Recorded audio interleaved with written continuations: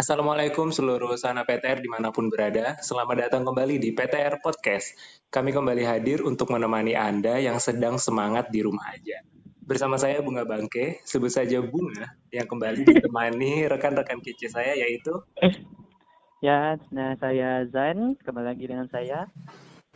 Dan saya Baim selalu sayang mama. Dan kali ini kita mau ngasih tahu ke pendengar bahwa kali ini kita nggak cuma bertiga, tapi kita kedatangan seorang bintang tamu yang akan menemani podcast kita pada hari ini biar makin asik dan makin rame, yaitu Tereng. Dededeng.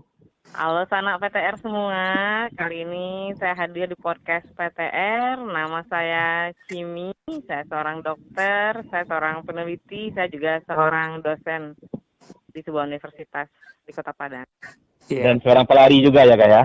Oh iya, Pak Ari Iya, dong. iya, anak Oke. PTR. Artinya itu ya, Tetap kita basic pelari kita tetap harus masukin ya. Oke, harus wajib. harus. Ya. Oke, jadi kemarin kan Kak kita udah bahas sekilas tentang corona dan juga tentang tips-tips untuk tetap olahraga selama masa physical distancing. Hari ini nih kita bakal ngobrol-ngobrol tentang mitos atau fakta seputar corona nih Kak. Oke. Ya, benar Penting banget tuh Kak. ya. Ya, soalnya kan kita kan sekarang nih banyak kita dengar tuh, banyak isu-isu yang beredar yang nggak jelas gimananya, ada simpang siur. Jadi kita nggak ingin tuh teman-teman dan sanak PTR bakal bingung atau gimana. Kita pengennya teman-teman tuh paham apa sih isu sebenarnya atau gimananya gitu. Oke, kita coba mulai langsung aja. Pertanyaan pertama, Gue punya pertanyaan nih Kak. Kan kalau hand sanitizer itu kan biasanya alkohol nih. Akhirnya gara-gara itu berkembang isu bahwa oh kalau minum alkohol berarti bisa membunuh virus corona nih. Itu gimana sih? Masa kayak gitu? Bener nggak tuh Kak? Oke, ya jadi ini sebenarnya buat itu ngeles aja kali ya, orang tuh memang pengen minum alkohol aja, jadi dapat pembenaran kali ya. Jadi yang Biar minum faktanya, alkohol. iya, alkohol yang bisa membunuh virus itu yang kita gunakan pada hand sanitizer itu konsentrasinya itu 60% sampai 70%. Dan saya nggak tahu apa ada minuman yang konsentrasi alkoholnya segitu ya. Apalagi kalau minuman itu diminum masuk gitu ya, masuk tubuh, kemudian tentu efeknya ke seluruh tubuh gitu. Sementara kalau hand sanitizer kan tujuan kita membersihkan di tangan ya, sehingga tangan benar. kita, sehingga virus di tangan kita kalau kita nggak pindah ke tempat yang kita pegang gitu, apakah di wajah kita atau barang-barang yang kita pegang. Tapi untuk pencegahan corona yang jelas nggak ada hubungannya minum alkohol dengan membunuh virus coronanya gitu. Oke, Yang berarti- ada ya kita dapat efek samping atau efek buruk dari minum alkohol sendiri. Ya, Kalau dari buka ini ada dua pertanyaan nih Kak. Ada satu lagi nih. Kalau ini banyak banget yang bilang kalau berjemur itu dapat membunuh virus. Dan ada lagi tambahannya katanya kalau berjemur itu harus pada jam 10 sampai jam 11. Itu gimana tuh? iya. Oke, jadi sebenarnya kita luruskan dulu tujuan berjemurnya ya. Mhm. Tujuan berjemur bukan untuk membunuh virus coronanya. Oh, jadi Oh gitu. Buat apa kak? Jadi Yang tujuan benar gimana, Kak? berjemur itu sebenarnya meningkatkan kita ingin terpapar sinar ultraviolet B dari matahari. Jadi kalau kulit kita disinari oleh sinar UVB yang ada pada sinar matahari, maka sinar matahari itu akan memicu perubahan dehidrokolesterol pada kulit menjadi vitamin D. Nah, vitamin D yang dikenal untuk kesehatan tulang dan gigi sebenarnya juga berperan untuk imunitas tubuh kita seperti itu. Jadi ya sebenarnya untuk membantu imunitas, bukan membunuh virus coronanya. Kalau kita misalnya terinfeksi virus corona, virusnya kan ada di saluran nafas kita. Ya nggak mungkin dong kita ngejemur saluran nafas kita. Iya. Benar. Nah ya, mengenai jam jemurnya ya, sebenarnya dari penelitian itu bilang memang ada jam yang efektif untuk mendapatkan ultraviolet B. Jadi patokannya begini, teman-teman bisa berdiri di luar rumah pas ada matahari keluar ya. Nah lihat bayangannya. Kalau bayangan tubuh teman-teman lebih panjang dari tubuhnya apa sih? Ya kan, Dari kita bisa lihat Iya, badan benar, kita nih. benar. Ya panjang. Iya, benar. Panjang tuh kita dari gitu. dari badan kita. Berarti itu bukan waktu yang tepat untuk berjemur. Jadi tapi kalau bayangannya udah lebih pendek dari tubuh kita, itulah saat yang tepat untuk berjemur. Patokannya begitu. Kapan itu? Ya kira-kira antara jam 10 sampai jam 2 kali ya, jam 2 atau jam 11 sampai jam 2, pas matahari tinggi-tingginya. Nah, karena pada saat, walaupun memang takutnya gosongnya terus panas gitu, Iya. tapi kan nggak perlu lama-lama, 10 menit aja, tapi harus terpapar wajah, lengan, dan kakinya tanpa ditutupi oleh pakaian ataupun krim anti matahari gitu. Berarti ini bukan mitos, cuma perlu diluruskan aja ya Kak ya. Iya, benar-benar. Berarti tetap bagus untuk tubuh ya. Bagus banget. Oh. Kalau dari Zain ada juga nih Kak, mau nanya. Itu minum jamu katanya dapat membunuh virus corona yang udah terlanjur masuk tubuh. Itu gimana tuh Kak? Oh iya, jadi jamu itu sampai sekarang ya penelitian banyak nih, belum ada ditemukan obat yang ini ya, bahkan antivirus pun yang efektif untuk menyembuhkan orang yang sakit terinfeksi virus corona. Jadi masih berlangsung penelitiannya ya, masih kita nggak tahu nih yang mana yang efektif.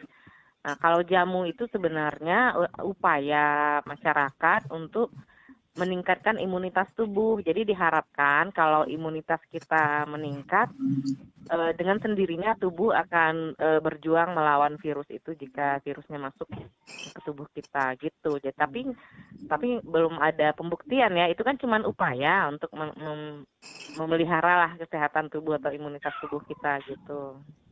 Terus ada lagi nih Kak, yang kemarin tuh dengan teman-teman tuh ada anak-anak muda beberapa yang bilangnya gini, ya corona itu cuma nyerang orang tua aja, jadi kita anak-anak muda tuh nggak usah social distancing, physical distancing segala gitu Kak. Itu gimana Kak? Iya benar nih Kak. Oke. Jadi benar Kak, ini juga ada kedengaran sih kayak gitu. Kalau kita lihat statistik penderitanya, memang sebagian besar itu yang meninggal itu orang tua ya, yang meninggal, tapi yang terinfeksi semua umur loh. Semua umur bisa terinfeksi. Tapi ya yang terinfeksi semua, tapi yang rentan untuk mengalami yang berat penyakitnya kemudian meninggal memang yang usia tua. Jadi intinya bisa menyerang semua umur. Nah, masalahnya karena mortalitas atau kematian pada usia tua itu tinggi, kita yang anak muda ini sebenarnya jadi pembawa gitu, karena imunitas kita lumayan bagus kan ya dibanding orang tua kita atau nenek kakek kita. Kita sebagai terinfeksi, kemudian kita nggak bergejala karena imun kita bagus. Katakanlah kita masih muda, masih strong, tapi kita jadi penular. Nah itu masalahnya, sehingga kita jadi pembawa dan jadi penular ke orang di sekitar kita. Nah kita nggak tahu siapa di sekitar kita yang rentan imunnya kan. Bisa jadi tetangga kita atau misalnya kita ketemuan nih kongko, nggak takut gitu, anak muda kongko, tahu-taunya salah satu teman kita di rumahnya ada punya orang tua yang sakit jantung, yang sakit gula. Nah dari kita ke teman kita pindah virusnya, dari si teman pindah ke orang tuanya di rumah, itu loh masalahnya. Makanya physical distancing itu sangat-sangat penting. Iya. Jadi kita physical distancing itu berguna bagi anak muda, buat orang-orang yang kita sayangi gitu ya. Cintai. Jadi intinya semua wajib ya kayak. Tanggung jawab moral kita malah sebagai anak muda. Tanggung jawab moral kita untuk menjaga orang-orang yang rentan di sekitar kita. Iya. Oke, berikutnya mungkin Mbak Im nih Kak yang mau nanya Kak. Terus kan di lapangan juga sering kedengaran tuh hand sanitizer itu lebih ampuh daripada kita cuci tangan gitu kan. Kan sekarang sedikit orang pakai hand sanitizer, sedikit pakai hand sanitizer, bahkan ada yang memperjualbelikan gitu kan. Itu gimana sih Kak? Faktanya gimana Kak? Banget kan. Iya. Benar, mitos yang kayak gini perlu diluruskan. Jadi dari WHO sendiri ya, Badan Kesehatan Dunia itu menganjurkan kita sering-sering cuci tangan hanya dengan sabun biasa ya, sabun mandi, sabun cuci tangan dengan air mengalir, karena itu sangat efektif. Sangat dianjurkan ya Kak ya? Sangat dianjurkan, justru itu pilihan pertama ya. Kemudian kapan kita pakai hand sanitizer?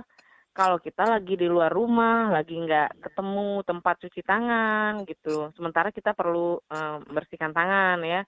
Mungkin habis transaksi, pegang uang, habis dari mana ya, dari tempat kita terpaksa mungkin ke tempat umum, terpaksa sekali mungkin ya udah pegang pintu atau apa ya kita bisa pakai hand sanitizer. Tapi ketika kita di rumah atau di tempat yang ada fasilitas, silakan cuci tangan dengan air mengalir dan sabun, itu saja sudah cukup efektif. Nah, sayangnya ini ya, Gitu. banyaknya orang yang mengkampanyekan hand sanitizer ini membuat ada aspek komersilnya gitu. Jadi Iya. mereka bisa menaikkan harga sesuka hati mereka Iya. gitu. Nah, kita jangan termakan. Kita pakai sabun cuci tangan atau sabun biasa aja. Oke, Kak Cim, ini pertanyaan terakhir mungkin dari Baim, Kak. Ya. Belakangan juga sering terdengar statement di masyarakat, katanya jika kamu bisa menahan napas selama 10 detik tanpa batuk, itu artinya kamu tidak terinfeksi COVID-19 atau Corona. Itu benar apa bohong, Kak? Oke, ya. Ini belakangan ya orang makin lama makin kreatif aja. Jadi ya enggak lah. Jadi untuk mendeteksi seorang terinfeksi COVID-19 hanya ada satu cara, yaitu dilakukan usap tenggorokan, kemudian diperiksa apakah ada RNA ya, materi genetik virus di sana dengan metode namanya RT-PCR. Cuman itu cara memastikan diagnosisnya. Jadi malah bahaya ya nyuruh orang nahan napas kayak gitu. Benar, Kak. Iya. Oke, sebenarnya masih banyak lagi nih Kak pertanyaan-pertanyaan yang pengen ditanyain karena di luar sana memang banyak mitos dan fakta yang tersebar. Tapi mungkin segini aja dulu nih kita tanya-tanyanya, ngobrol-ngobrol terkait mitos fakta ini. Pastinya kita ngajak, iya, dan pastinya kita mengajak untuk seluruh anak PTR untuk selalu kritis ya Kak terhadap informasi, selalu mencari tahu kira-kira informasi ini benar nggak sih? Ya, benar, setuju, Kak. Setuju. Ya, benar banget. Oke, terima kasih banyak buat Kak Cimi sudah meluangkan waktunya di acara podcast PTR kita. Tapi sebelum kita tutup nih, buat Kak Cimi ada saran pesan atau gimana Kak buat teman-teman PTR dalam menghadapi keadaan atau situasi yang saat sekarang ini Kak? Oke, jadi saya senang sekali bisa sedikit berbagi di sini. Pesan saya, teman-teman, bahwa wabah ini belum berakhir, justru baru mulai naik kasusnya di negara kita. Sementara di Cina itu mereka sudah kurva kejadian penyakitnya mereka sudah mulai turun ya. Sementara kita kemungkinan masih kurvanya naik. Kalau teman-teman pernah lihat kurva ini ya, prediksi ya, peningkatan kasus itu. Nah, kita masih melangkah naik. Jadi bagaimana supaya naiknya kurvanya itu nggak tajam, sehingga mereka yang sakit masih bisa ditampung dengan kapasitas rumah sakit yang ada. Ya, kita orang-orang yang sehat tetap menjaga jarak, physical distancing, menjaga jarak 1-2 meter dari orang lain. Kemudian kita rajin cuci tangan di rumah dengan cara yang benar. Kemudian teman-teman bisa tetap menjaga kesehatan dengan berolahraga di rumah. Kita nggak perlu panik, tapi yang perlu waspada. Karena apa yang membuat mitos-mitos itu beredar? Karena orang-orang panik dan takut. Sehingga apapun yang diusulkan orang, apakah jamu ini, alkohol, tahan napas, itu semua orang akan terima aja. Karena pikirannya itu sudah dibajak oleh ketakutan. Nah, kita nggak boleh takut. Selagi kita waspada, kita bisa rasional, dan kita bisa mencari informasi yang benar di internet atau memang bertanya pada ahlinya. Itu pesan saya. Iya, Ya. benar. Oke, siap. Kak Cimi, sekali lagi terima kasih banyak nih Kak ya. Sama-sama. Dan buat teman-teman jangan lupa untuk komen pengen kita mau ngebahas apa lagi minggu depan. Ya udah mungkin segini aja. Oke, terima kasih lurus anak PTR. Saya Bunga. Saya Zain. Dan saya Baim. Dan saya Cimi. Assalamualaikum warahmatullahi wabarakatuh. Oke, terima kasih. Makasih semua.